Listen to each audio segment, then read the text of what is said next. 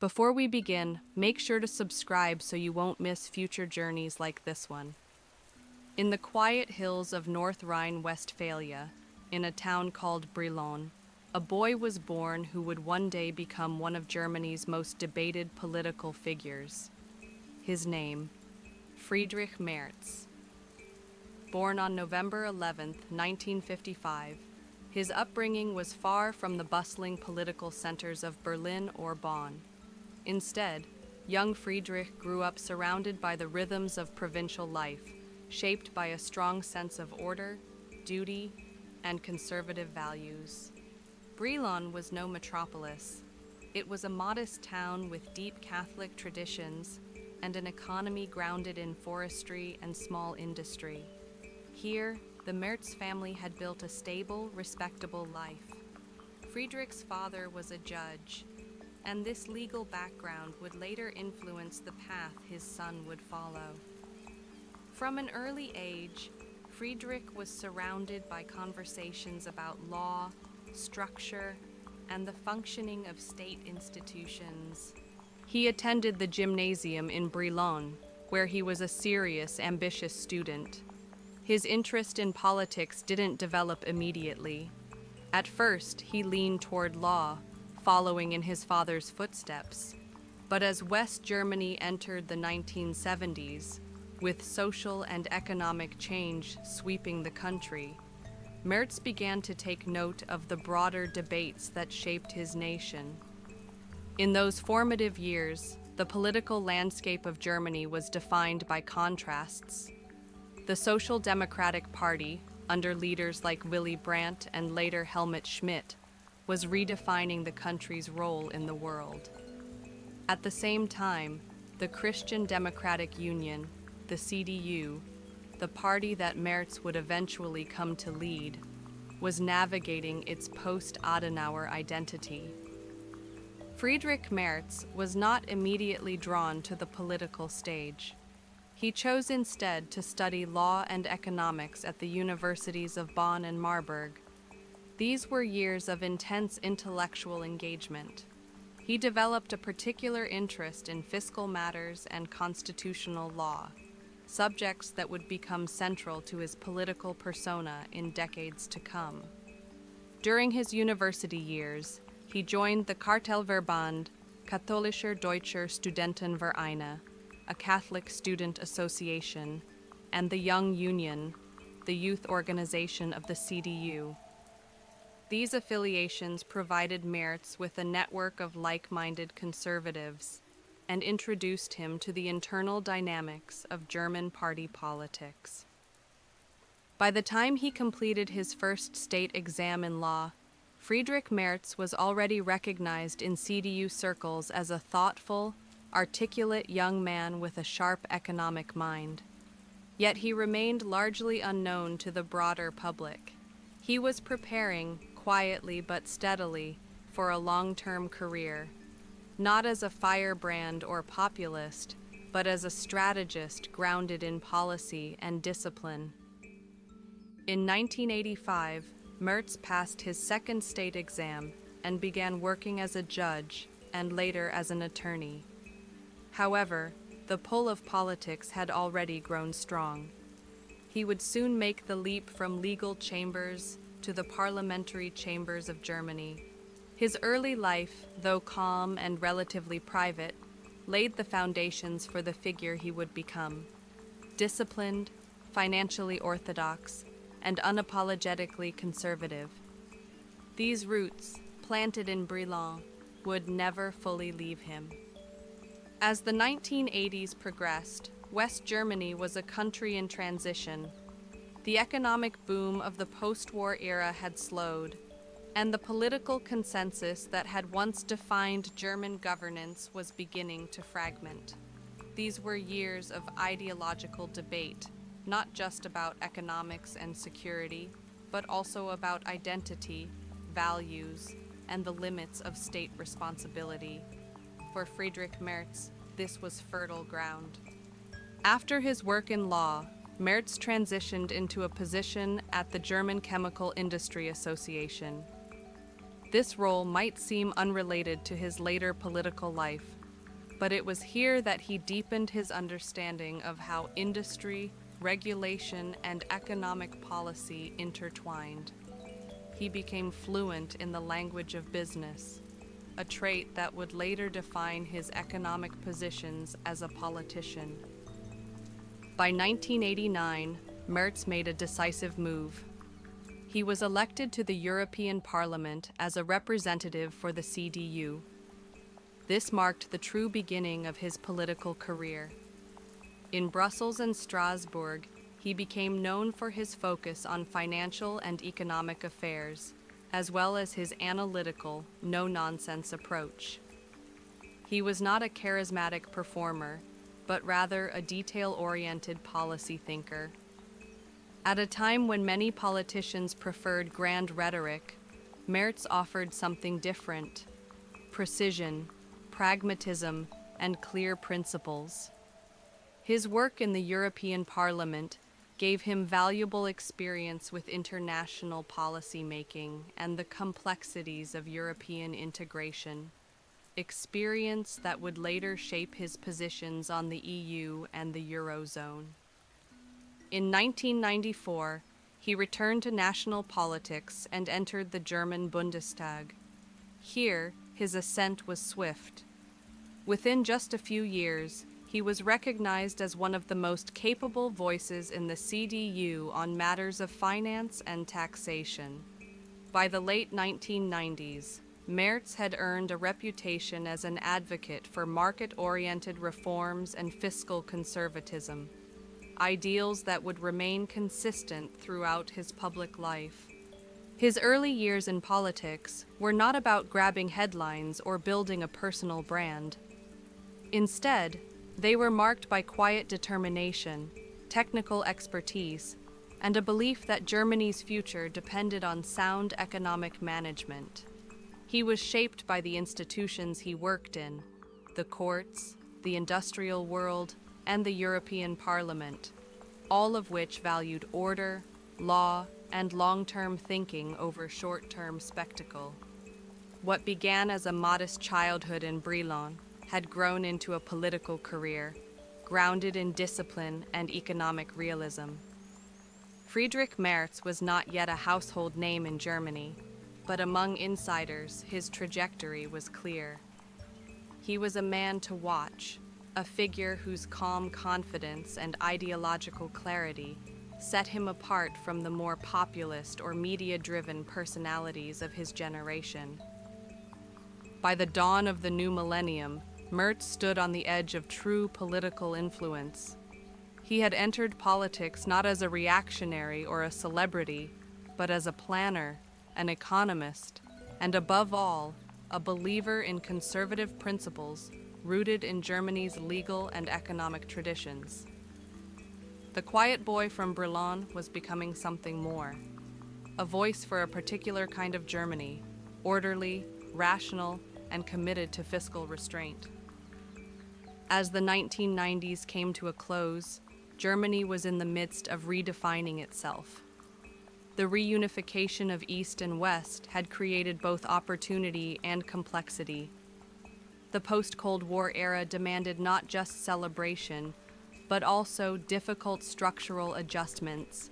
Politicians were tasked with integrating two vastly different economies, balancing public expectations with fiscal constraints, and navigating a changing European landscape.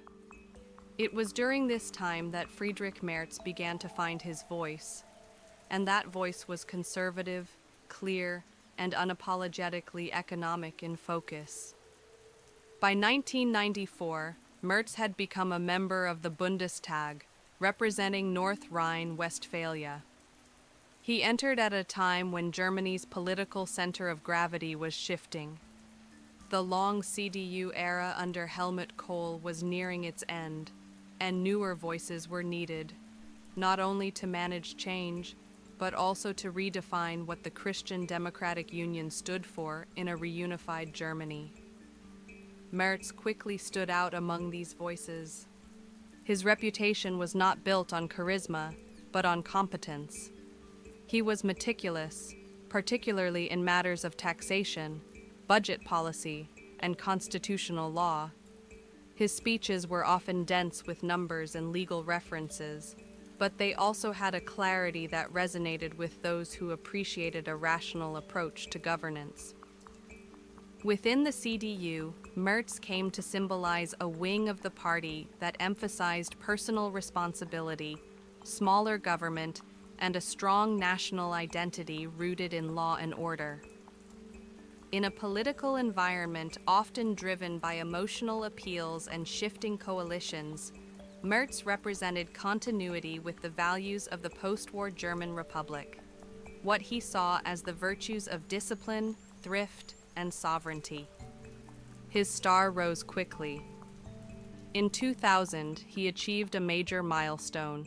He was elected chairman of the CDU-CSU parliamentary group in the Bundestag, making him the opposition leader in Germany's federal parliament.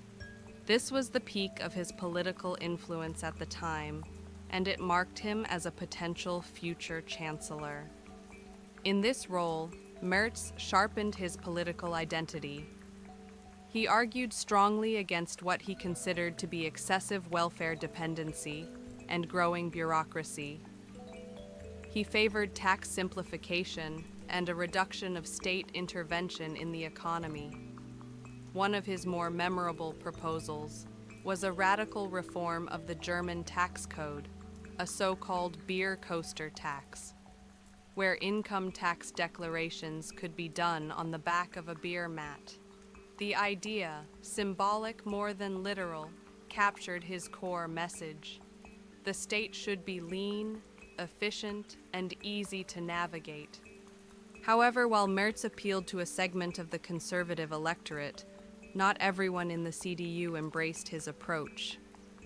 His emphasis on economic liberalism and fiscal austerity alienated some in the party who favored a more centrist or socially conservative path.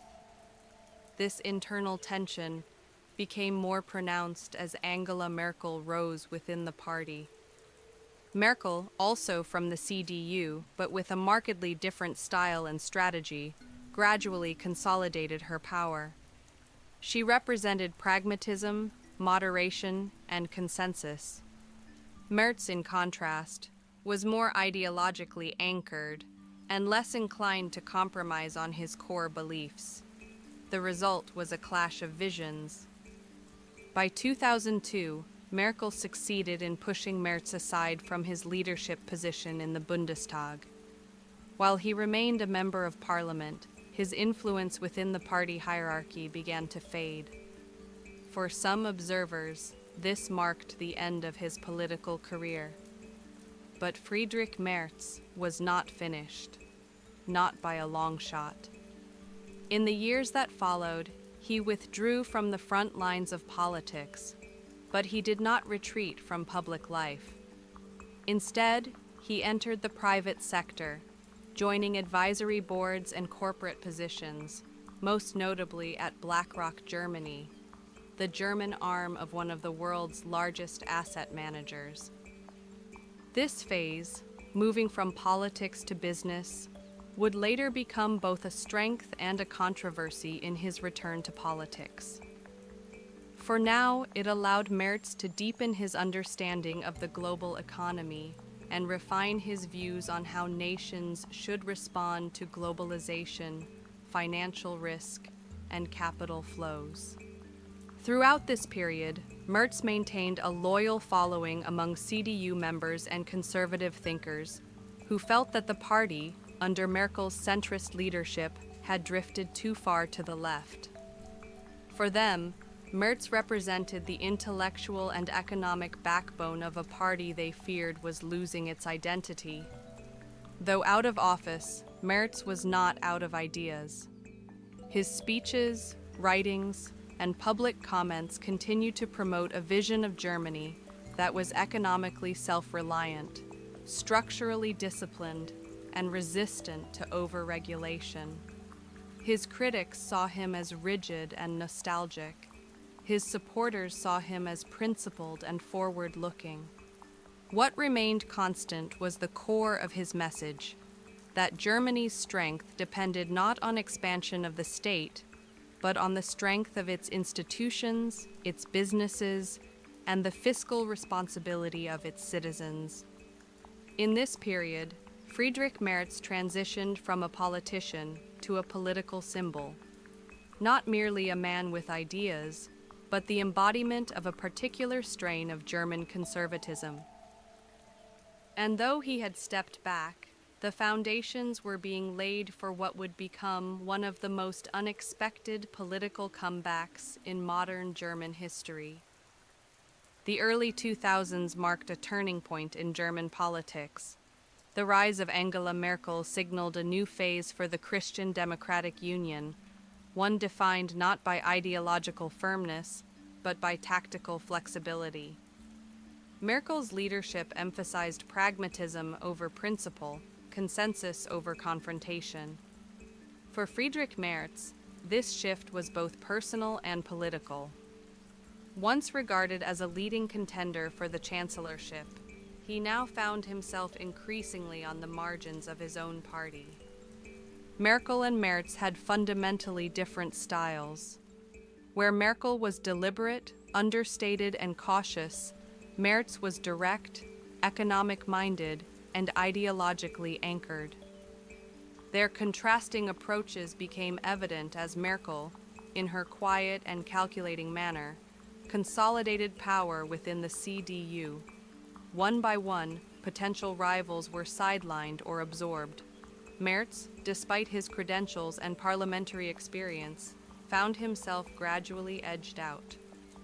In 2002, Merkel successfully removed Merz from his role as chairman of the CDU-CSU parliamentary group. He was replaced by Volker Kauder, a close Merkel ally. Although Merz retained his seat in the Bundestag, his influence diminished sharply. The CDU under Merkel was no longer the party he had helped shape. The economic liberalism and fiscal rigor he championed were being softened by a more centrist, socially inclusive orientation. For many traditional conservatives, this was a troubling evolution. Merz remained in parliament for another 2 years, but the writing was on the wall. In 2004, he made a surprising decision. He would not seek re-election. At the relatively young age of 49, he withdrew from active politics, citing a desire to spend more time with his family and to explore opportunities in the private sector. For many, it seemed like a quiet exit, a graceful bow from the public stage. But his departure raised questions. Was this truly a voluntary withdrawal, or was it the reluctant retreat of a man who found no room for his convictions in a changing party? Merz himself remained vague, refusing to engage in public criticism of Merkel.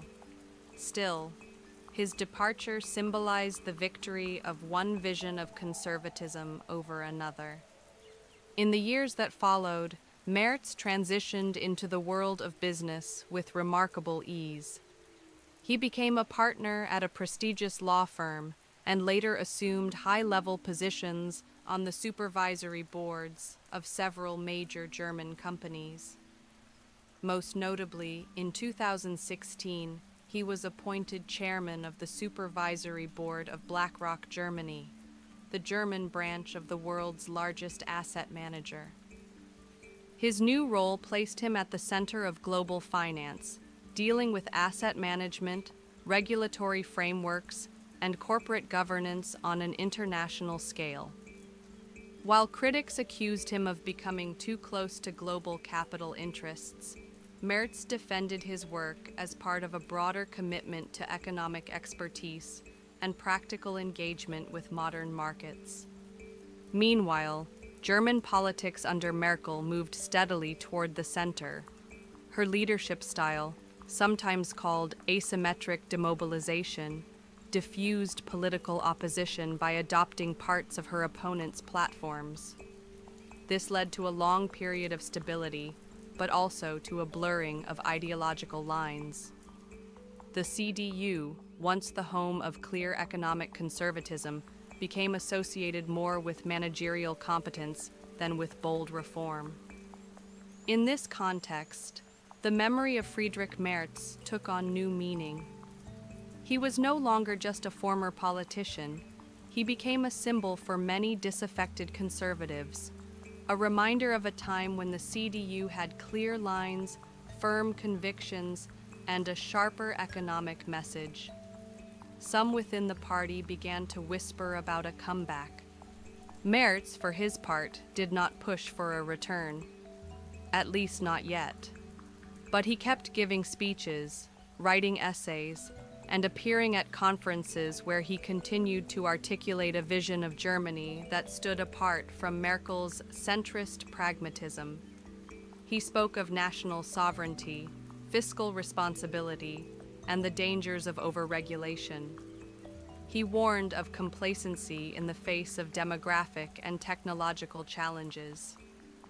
By the late 2010s, as Merkel's long tenure entered its twilight, the question began to resurface. Could Friedrich Merz return? Could the man who once walked away from politics become its surprise successor? The answer was not yet clear, but what was certain is that he had never truly left the stage. He had only stepped into the shadows, waiting for the right moment, or the right crisis, to reemerge. For those watching closely, the next act was already beginning to take shape. By the end of the 2010s, Germany was at a political crossroads. Chancellor Angela Merkel's long leadership was winding down. After nearly 16 years in office, she had announced she would not run for re-election in the next federal election. The Christian Democratic Union, long held together by her steady hand, was now facing an uncertain future. The party lacked a clear successor, and internally, debates flared about its direction. It was in this moment of uncertainty that a familiar name re-entered the national conversation: Friedrich Merz. For years, Merz had remained in the background, working in finance, advising companies, and speaking at occasional political events. He had never entirely ruled out a return, but neither had he pursued one. That changed dramatically in October 2018, when Angela Merkel announced she would step down as party leader of the CDU.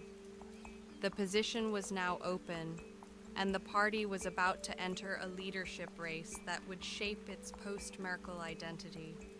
Just one day after Merkel's announcement, Merz declared his candidacy for CDU party leader. It was a moment that surprised some, but energized many. He positioned himself as a candidate of renewal, not in the sense of a break with tradition, but as a return to conservative fundamentals. For many CDU members who felt the party had drifted too far into the political center, Merz's announcement felt like a homecoming. Merz quickly became the leading figure of the party's right wing. His supporters saw him as a principled alternative to Merkel's pragmatism, a man who believed in small government, free markets, and a stronger national identity. He was seen as someone who could win back voters from the far-right AfD, as well as those conservatives who had grown disillusioned with the CDU's centrist course. But the race would not be easy.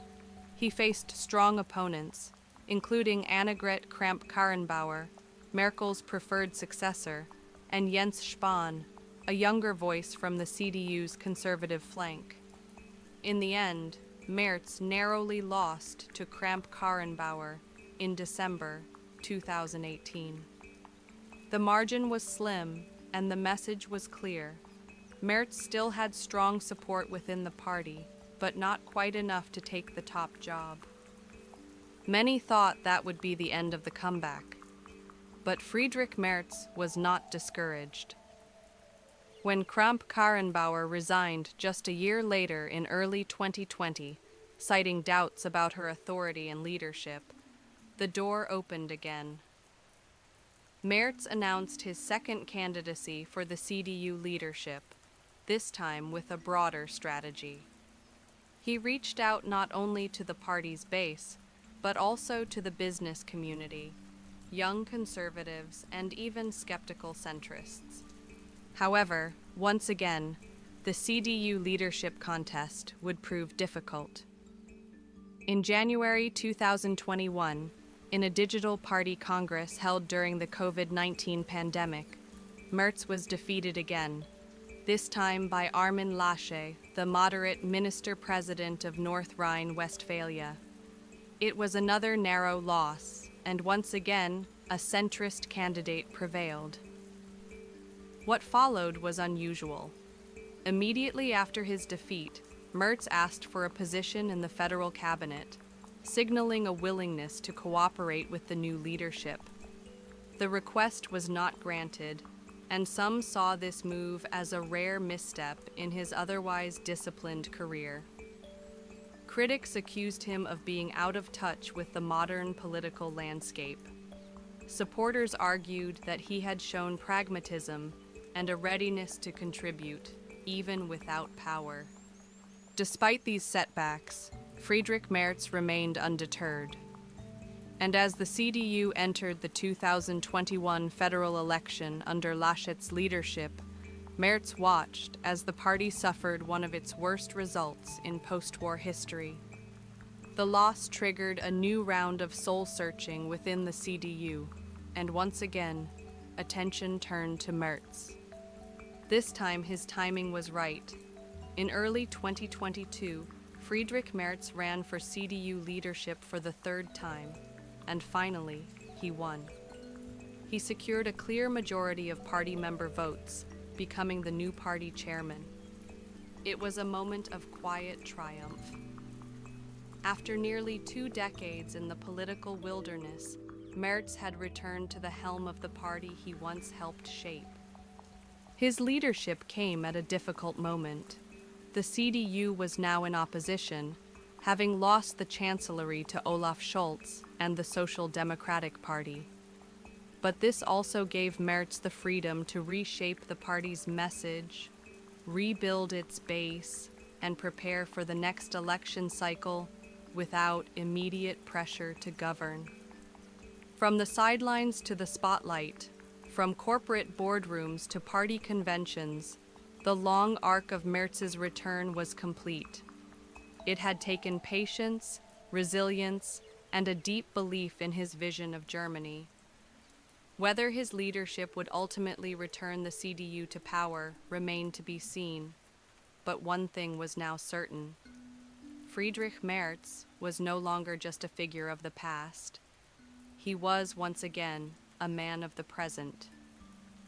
When Friedrich Merz took over leadership of the Christian Democratic Union in January 2022, he inherited a party at one of its lowest points in modern German history. The CDU had just suffered a dramatic loss in the 2021 federal election. After 16 years in government under Angela Merkel, the party was now in the unfamiliar position of opposition. The new government, led by Chancellor Olaf Scholz, formed a 3-party coalition of Social Democrats, Greens, and Free Democrats, a progressive alliance that underscored how much Germany's political landscape had shifted. For Merz, this moment was both a challenge and an opportunity. The CDU's identity had blurred during the Merkel years. Her centrist, consensus-oriented leadership had enabled electoral success, but at the cost of ideological clarity. Many within the party felt the CDU had lost its conservative voice. Now, as party chairman and leader of the opposition in the Bundestag, Merz was determined to reassert that voice. His immediate task was to rebuild the party, not just structurally, but philosophically.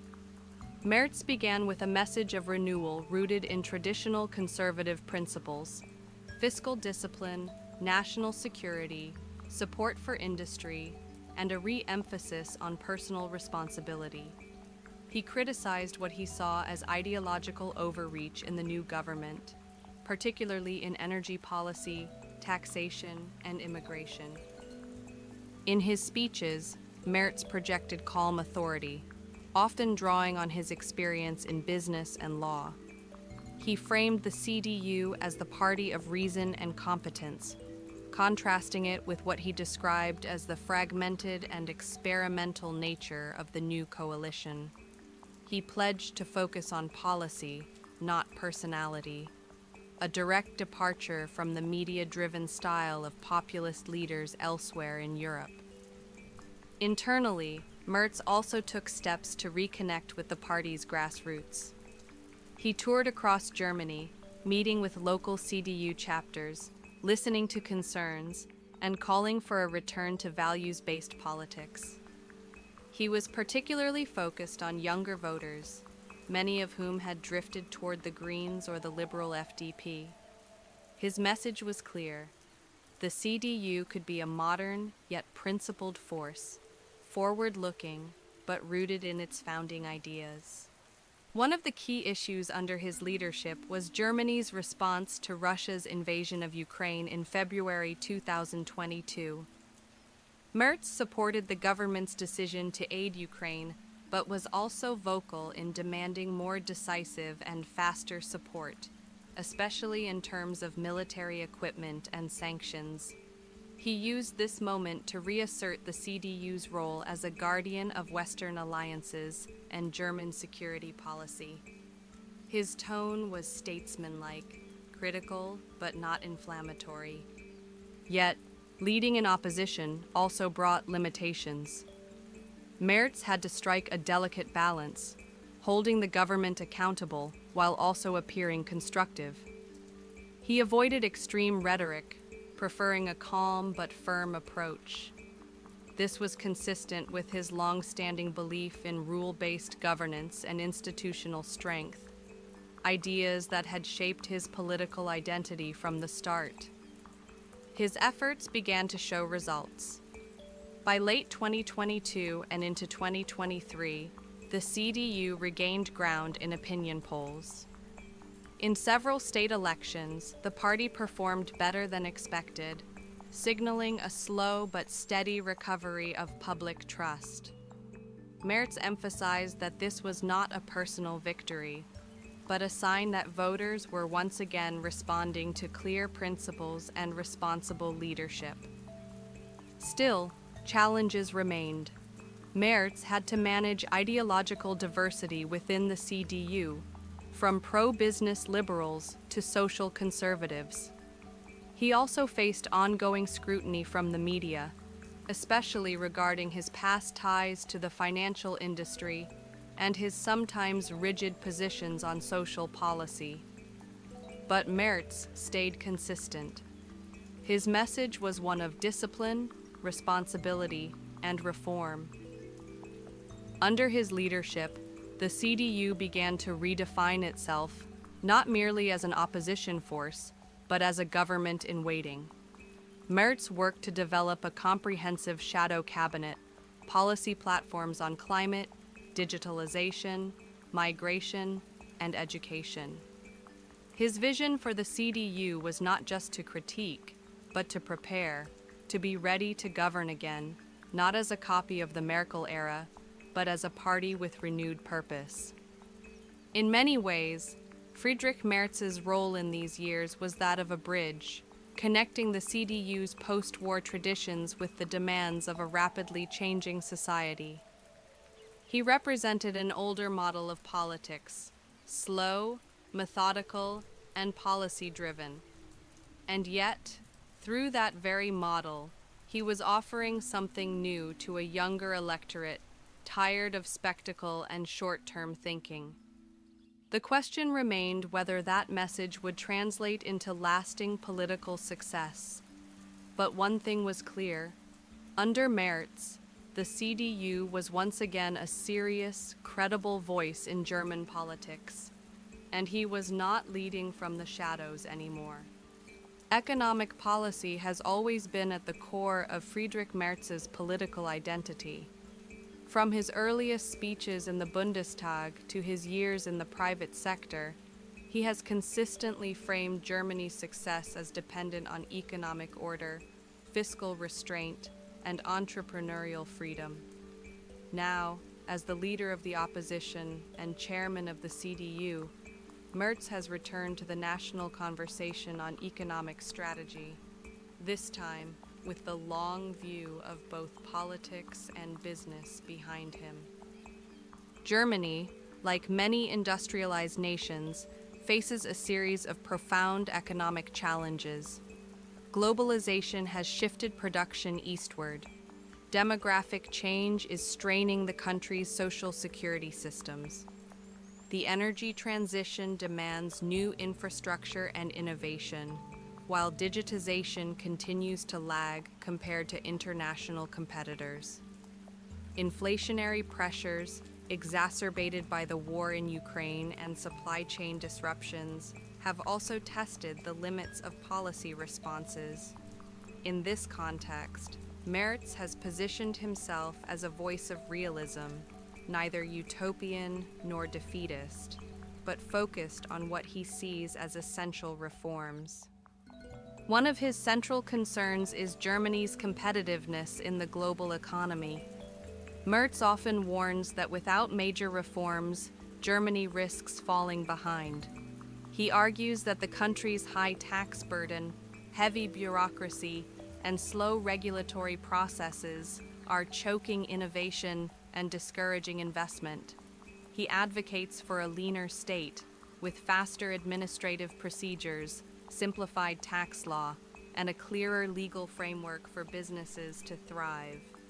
This echoes one of his most famous earlier proposals, the idea that the German tax declaration should be simple enough to fit on a beer coaster. Though originally intended as a symbol of simplification rather than a literal policy, the image remains part of his rhetorical identity. For Merz, economic clarity is not just technical, it's cultural. He sees economic complexity as a threat to both growth and public trust.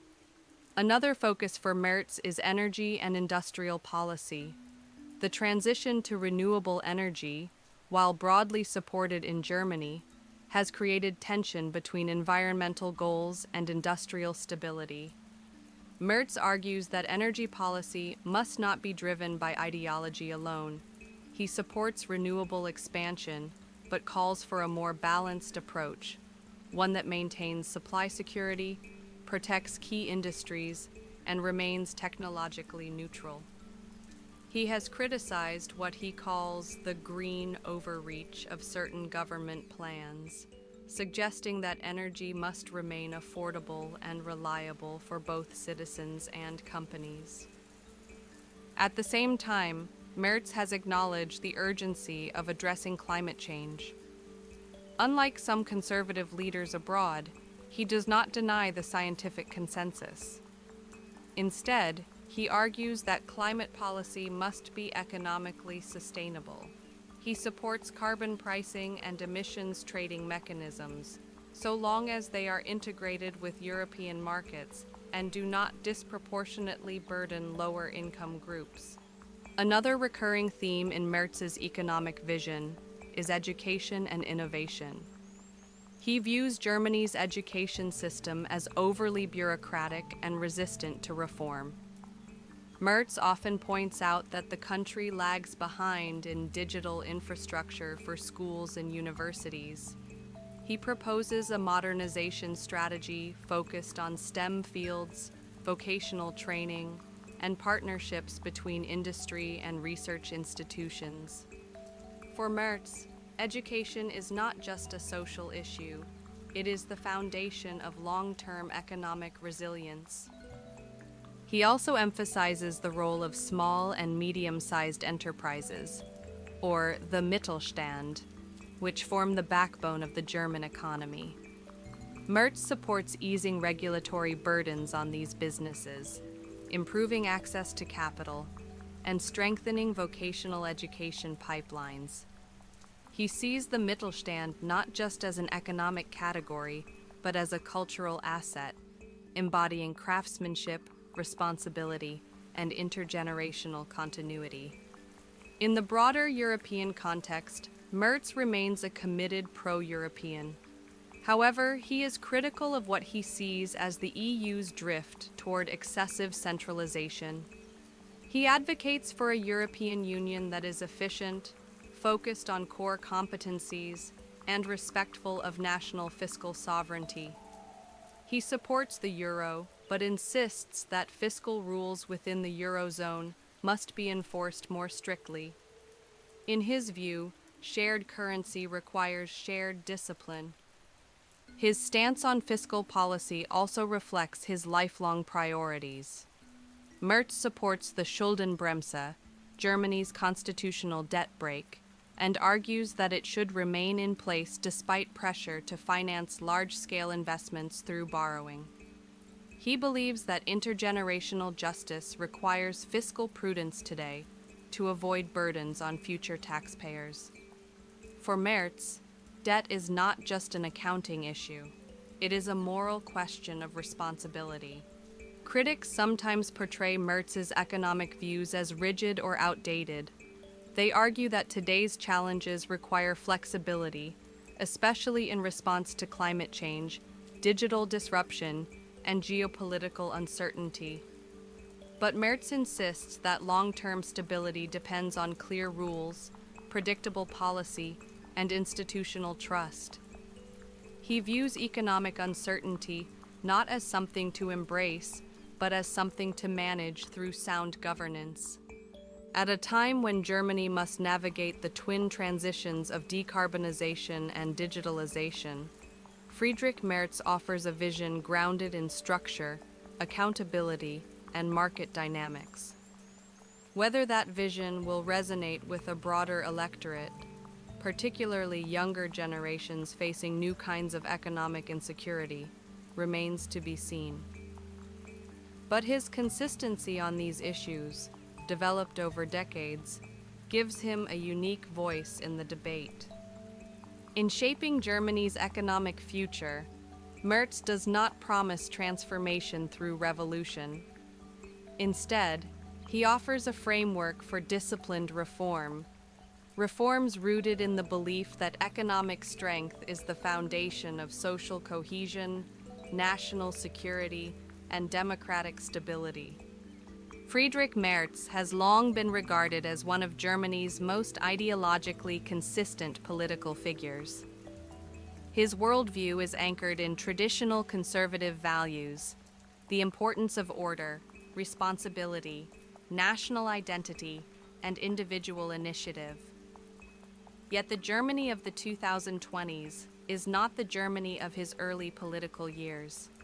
Social values have shifted, public expectations have evolved, and political language has become more fragmented.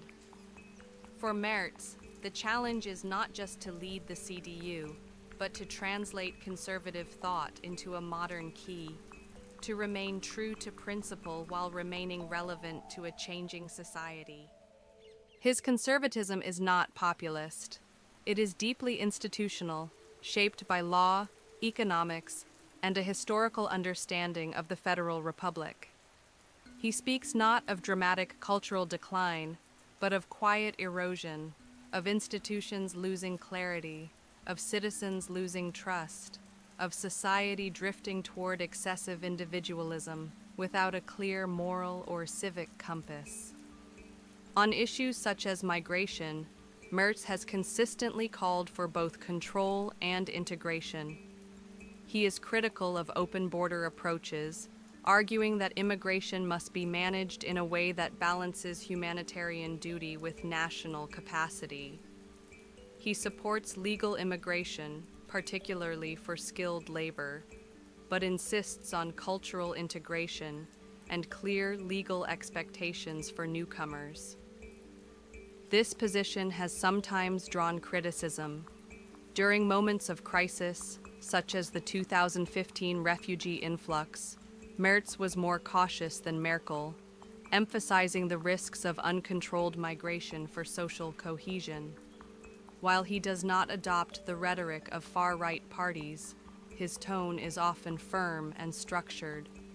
He draws a clear distinction between civic inclusion, open to all who share and respect democratic values, and cultural relativism, which he sees as undermining a shared national identity. Merz's vision of German identity is rooted in democratic patriotism, not nationalism. He is proud of Germany's post-war constitutional culture, its rule of law, and its global responsibility.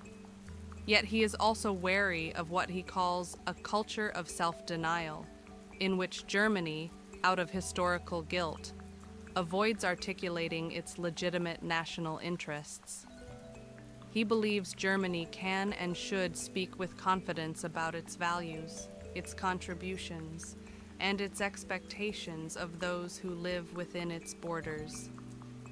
On social policy, Merz remains relatively traditional. He supports the nuclear family as the core social unit, encourages personal savings over welfare dependency, and favors moderate pension reforms to address demographic change. He is not openly hostile to modern social developments, such as same-sex partnerships or gender diversity, but he is often reluctant to embrace rapid policy changes in these areas. Critics argue that this makes him out of touch with younger voters. Supporters counter that he offers needed balance in a society quick to redefine norms. One of his most enduring concerns is the erosion of civic culture. In speeches and essays, Merz has warned that democracy depends not only on institutions, but on citizens who understand their rights and duties. He supports civic education in schools, political literacy programs, and protections for free speech and pluralism.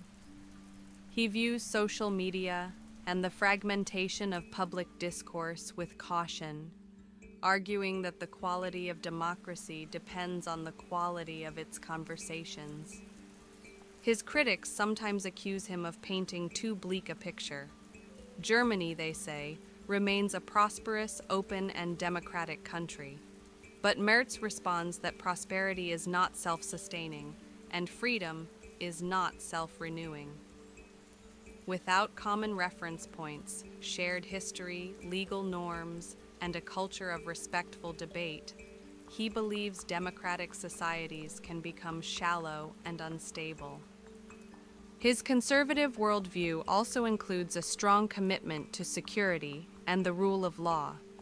He supports well-funded police forces, efficient judicial processes, and consistent enforcement of laws. He has little patience for ideological approaches to crime and favors a justice system that is both firm and fair. This stance has gained support among voters concerned with urban safety, property crime, and political extremism. But perhaps the greatest modern challenge for Merz's conservatism is generational change. Germany's younger voters are less likely to identify with traditional party structures, more likely to prioritize climate and social issues, and often skeptical of institutional authority. For a politician who came of age in the structured world of post-war West Germany, this poses a cultural and political dilemma. Merz's strategy is not to mimic this shift, but to offer an alternative. He appeals to those who feel alienated by rapid change, who want stability in times of turbulence, and who believe that progress must rest on foundations. He does not deny change, but insists that change must be measured, lawful, and grounded in shared values. In this way, Merz presents himself as a guardian of continuity in an age of acceleration. His conservatism is not nostalgic, it is institutional. He is not interested in returning to the past, but in ensuring that society does not lose its bearings amid technological, demographic, and cultural upheaval. Whether this message will resonate broadly remains uncertain. In a time of polarization, emotional appeals often outpace structured arguments. But Merz is betting that a significant portion of the electorate still values clarity over charisma, order over noise, and substance over spectacle. And so, he continues to articulate a form of conservatism that is patient, deeply rooted, and designed not for the next election cycle, but for the next generation. From the very beginning of his political career, Friedrich Merz has viewed Germany not in isolation, but as part of a greater European whole. His early years in the European Parliament shaped his understanding of integration, regulation, and sovereignty. Unlike some national conservatives who see the European Union as a constraint, Merz sees it as a necessary framework, but only when properly governed, clearly focused, and economically disciplined. For Merz, Europe is not first and foremost an emotional project. It is a legal and economic order designed to guarantee stability, prosperity, and peace. He has often described the EU as a community of law, emphasizing rules, accountability, and the proper limits of shared governance. In this sense, Merz brings to European affairs the same analytical approach he applies to domestic policy, firm in principle, cautious in expansion, and focused on efficiency. His economic vision for Europe is clear. He supports the euro, but only under strict fiscal oversight. Merz has long warned against mutualizing debt across the eurozone, a concern that resurfaced during the COVID-19 pandemic when the EU adopted the €750 billion recovery fund financed by joint borrowing.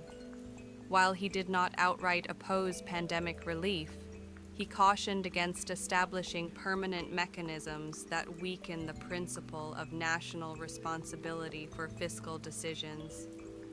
In Merz's view, the European Stability and Growth Pact, the rules that limit member states' deficits and debts, is not an inconvenience, but a cornerstone of trust.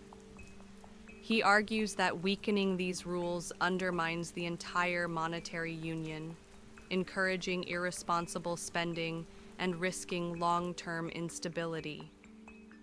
He has repeatedly emphasized that solidarity must be linked to structural reform, that shared resources must be matched by national efforts to modernize economies and control spending.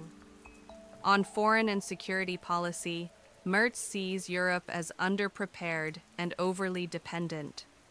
The war in Ukraine has only strengthened his calls for greater European coordination on defense, energy security, and diplomatic unity. He supports closer cooperation within NATO, but also urges the EU to take greater strategic responsibility. In his speeches, Merz has warned of a strategic naivete in Europe's past dealings with authoritarian regimes, particularly Russia and China. Under his leadership, the CDU has called for increased defense spending, support for Ukraine's territorial integrity, and a clear-eyed view of geopolitical risk. Merz believes Germany must take on a more assertive role in European leadership, not through dominance, but through reliable, principle-based cooperation. He criticizes both nationalist isolationism and vague idealism, arguing for a form of pro-European realism that prioritizes resilience over rhetoric. His position on EU enlargement follows this same logic. He is open to the admission of new member states, particularly those in Eastern Europe and the Western Balkans, but only if they meet the established criteria of rule of law, democratic standards, and administrative capacity. Merz opposes what he calls political shortcuts in accession processes, warning that premature expansion weakens institutional coherence and public trust. When it comes to European regulation, Merz often expresses frustration with what he sees as overreach from Brussels. He supports the single market, but argues that the EU too often interferes in national competencies and imposes rules that lack proportionality. He favors a model where the EU sets broad frameworks on trade, data, environmental standards, but leaves member states room to adapt policies to their own legal and social contexts. His stance on European identity is equally measured. He supports initiatives to deepen civic and historical education about the EU, but resists ideological narratives that frame Europe as a political federation in waiting. In his speeches, Merz stresses the importance of nation-states as the legitimate democratic units within Europe. He views European integration as a platform for cooperation, not as a substitute for national sovereignty. Critics of Merz argue that this cautious, rules-based approach is too slow for the rapid challenges Europe faces, from climate change to digital transformation to geopolitical uncertainty. They accuse him of prioritizing budget rules over political dynamism, but Merz responds that sound governance must be slow, and that democracy requires both patience and predictability. Importantly, Merz does not seek a rollback of integration, nor does he flirt with Euroscepticism.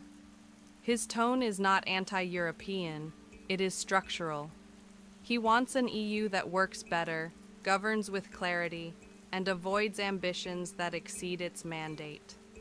In this way, he positions the CDU as the party of European responsibility, firm in its commitments, clear in its expectations.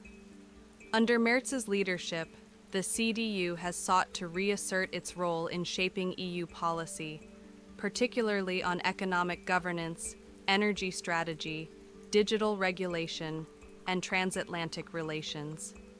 He has called for stronger ties with France, but also warned against Franco-German exclusivity that sidelines smaller member states. He supports a European digital infrastructure less dependent on US tech firms and favors common standards on AI and data protection. In the evolving political landscape of Europe, where populist voices, green movements, and liberal centrists compete for influence, Merz offers a vision that is technocratic, constitutional, and long-term. His appeal may be less emotional than others, but for many, it is precisely that legal and institutional confidence that is most needed.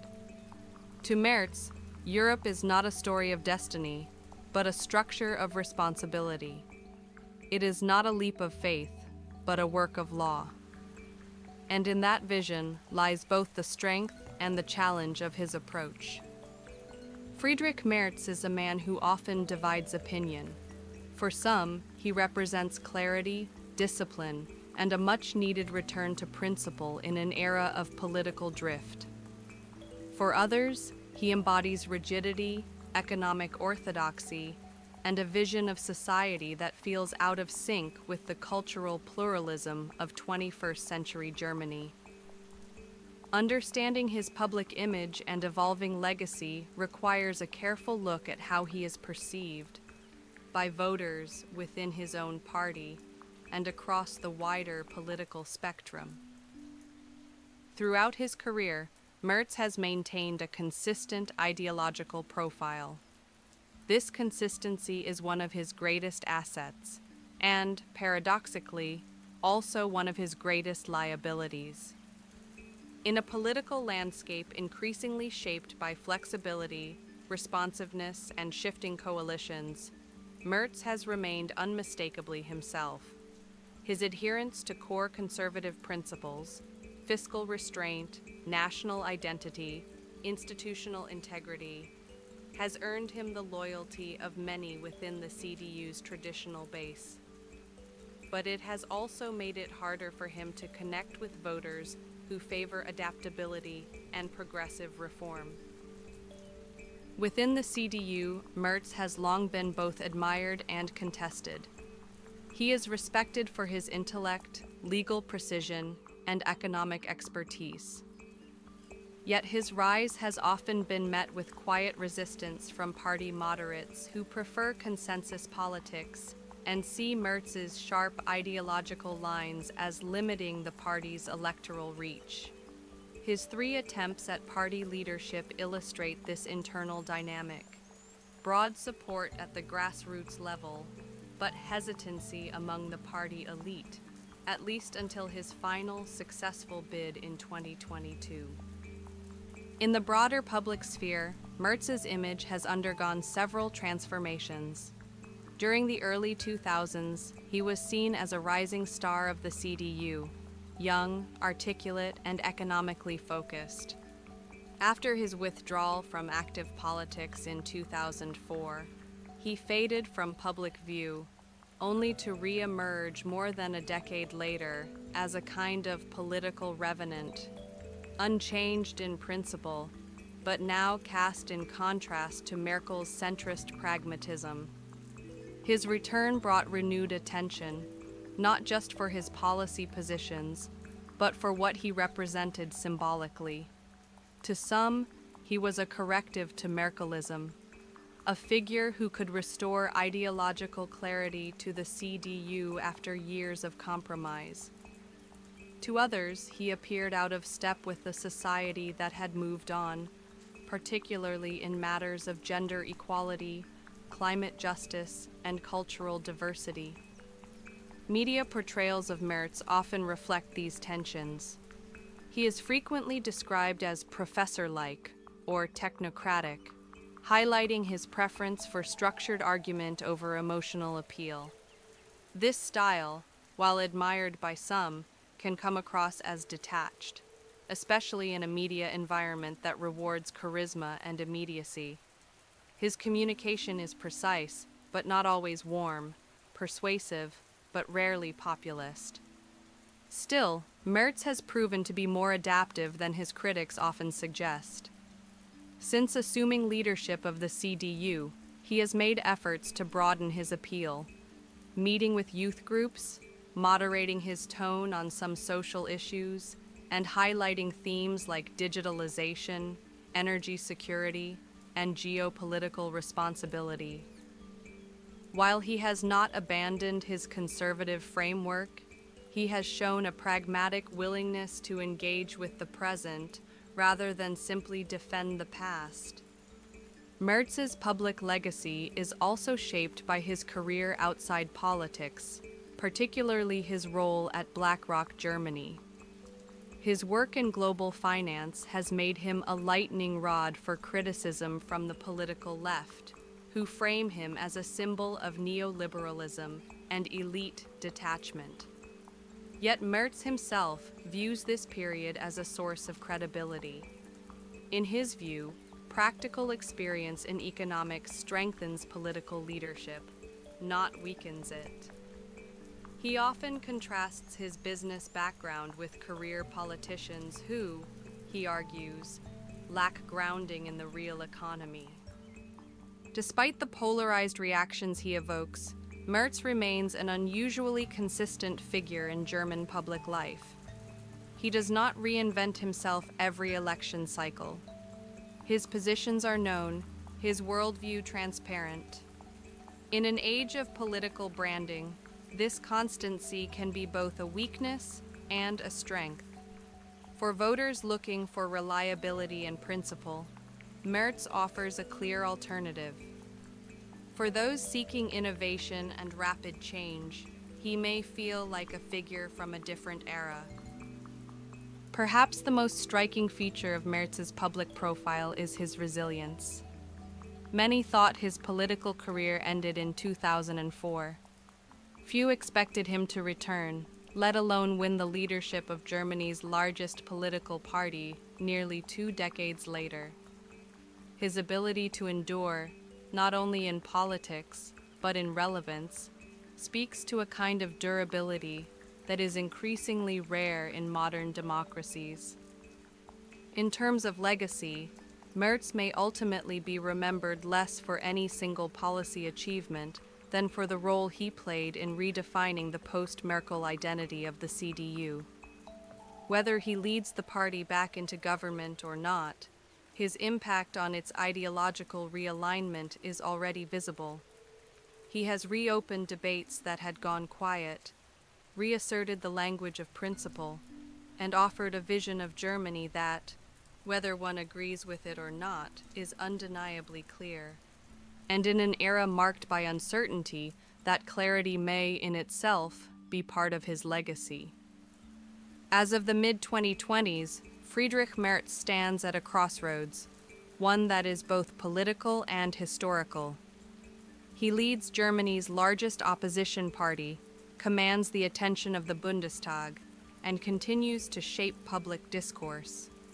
And yet, the full measure of his story is still unknown. Unlike many political figures whose careers follow a clear rise and fall, Merz's journey has been marked by interruption, return, and reinvention. His future remains unwritten, and that perhaps is part of his enduring significance. Merz has made it clear that he does not simply wish to manage the Christian Democratic Union through a quiet period of opposition. His goal is to restore the CDU as the leading force in German politics, not by reverting to old formulas, but by reasserting the values that he believes built the Federal Republic: rule of law, economic strength, civic order, and national responsibility. Whether that vision will resonate broadly in a changing society is one of the most open questions in Germany's current political landscape. If the CDU returns to power under his leadership, Merz would likely bring a structured, policy-oriented style of governance, marked by fiscal conservatism, restrained regulatory expansion, and a strong transatlantic orientation. But his leadership is not solely defined by prospective office. Even if he never becomes chancellor, his impact on the ideological trajectory of his party and on Germany's center-right politics more broadly is already substantial.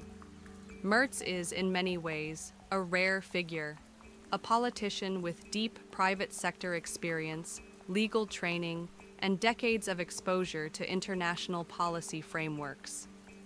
He does not seek to inspire through slogans, nor does he chase approval through media performance.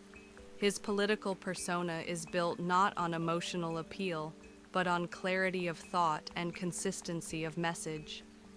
Yet this approach carries risks. In an era defined by emotional polarization, cultural conflict, and rapid change, voters often respond more readily to empathy than to analysis, to energy rather than to caution. Merz's strength, his analytical calm, can be perceived as distance. His discipline can be seen as inflexibility, and his commitment to structure can feel, to some, like a resistance to evolution. Still, there is power in that very restraint. In a political age driven by noise, Merz offers structure. In a world full of shifting identities, he offers a clear one. And in a public sphere often consumed by spectacle, he offers substance. As he continues to lead, debate, and shape policy, Friedrich Merz reminds us that political life is not only about winning elections. It is also about shaping the terms of debate, preserving the institutional memory of a democracy, and defending the quiet strength of long-term thinking. Whether he will one day stand as chancellor remains unknown, but what is already certain is this: Friedrich Merz has become more than a name. He has become a political constant, a figure who, through decades of presence, absence, and return, has come to embody a distinct thread in Germany's post-war narrative. He is not the loudest voice. He is not the most agile. But he is one of the clearest. And sometimes, especially in uncertain times, clarity is what lasts longest of all. Thank you for joining us on this thoughtful journey into the life of Friedrich Merz.